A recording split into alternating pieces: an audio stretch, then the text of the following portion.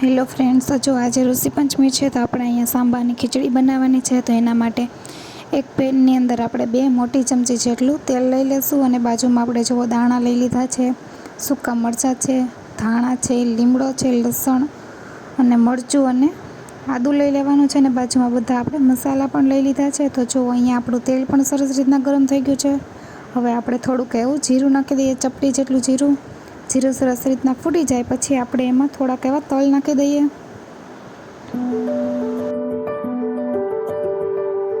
આપણા તલ પણ સરસ રીતના ફૂટી ગયા છે.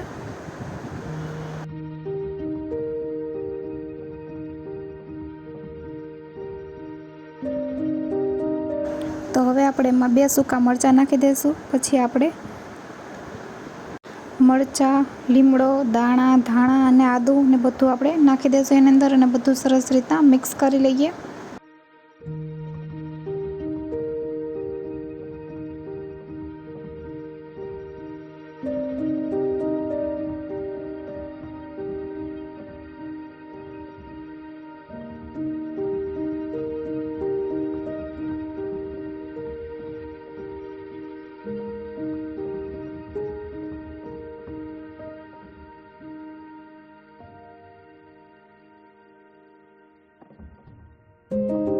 હવે આપણે થોડુંક એવું પાણી નાખી દઈશું અંદર અને થોડીક એવી હળદર પણ નાખી દઈએ.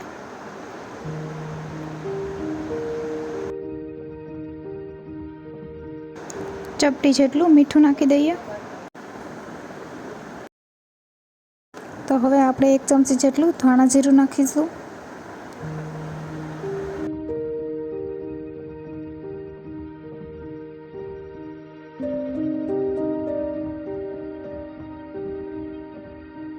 હવે જે આપણે અહીંયા સાંભો પડાવેલો હતો એ પણ નાખી દઈશું એની અંદર.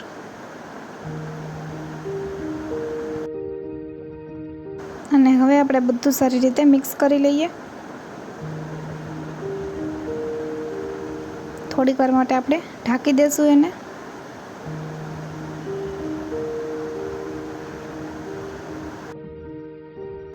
હવે આપણે થોડીક એવી છાશ નાખી દઈએ.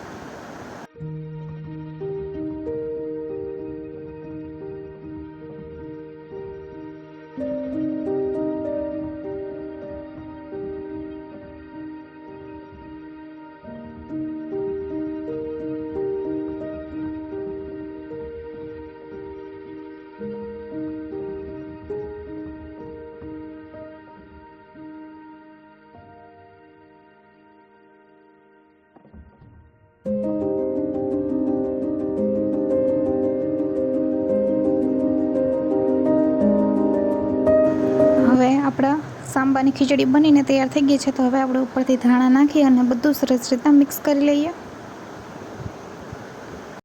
આવી અવનવી રેસીપી જોવા માટે મારી ચેનલને લાઈક કરો, શેર કરો અને સબસ્ક્રાઈબ કરો. મળીએ એક નવા વિડીયો સાથે.